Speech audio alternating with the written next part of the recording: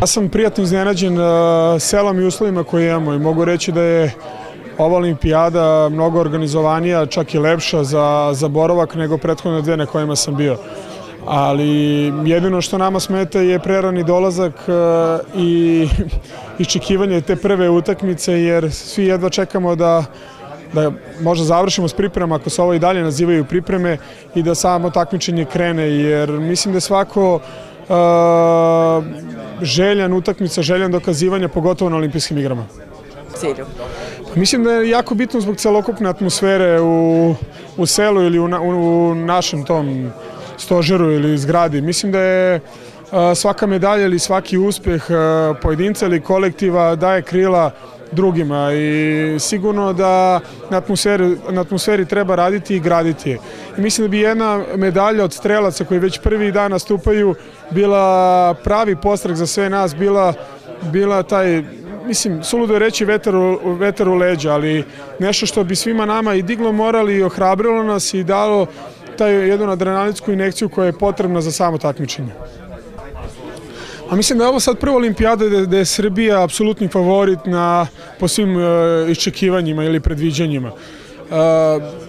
Mislim da nam mediji u Srbiji nisu pomogli i da se napravila neka negativna atmosfera, jer konstantno se potencira da vaterpolo reprezentacija došla na olimpijadu da uzme zlato i da to zlato čeka taj 15. dan i da smo možda trebali dođemo taj 15. dan takmičenja.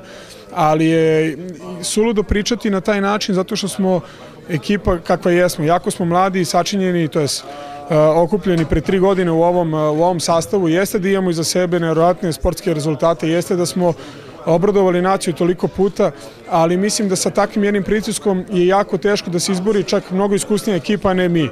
I pravi se ta jedna atmosfera gde u mnogome odmaže samoj selekciji, gde treba dosta energije i vremena da se izoliraju te emocije, da se takva jedna vrsta emocije ili osluškivanja stavi po strani i da se skoncentrišemo na samo takmičenje. Jeste da sa ranijim rezultatima da važimo za favorita i naravno da ne bežimo od takve odgovornosti, naravno da ćemo dati sve od sebe da osvojimo medalju. Ali u ovom trenutku, 3 dana pred prvu utakmicu, ta medalja je baš mnogo daleka i u ovom trenutku ono što ja tražim od ekipe, onako kao što smo se postavili, a to je da razmišljamo o toj prvoj utakmici koja je otvaranje olimpijade, od prvoj utakmice gde ne mora da znači ništa, koja će u mnogome da reši situaciju kako u grupi, tako i daljem toku samog takmičenja. I ta utakmica kakva god da jeste, ali otvaranje olimpijskih igara, uočavanje ambijenta, izloženje na kraj sa samim tim pritiskom koji nosi i sastajemo se protiv jedne ekipe koja zna da se nosi sa pritiskom, koja je možda i najstarija na samom takmičenju, ekipa koja je 3 puta za redom osvojila zlato. Tako da ako nekom treba možda prikačiti taj jedan vid pritiska, to je onda selekcija Mađarske, a ne nama.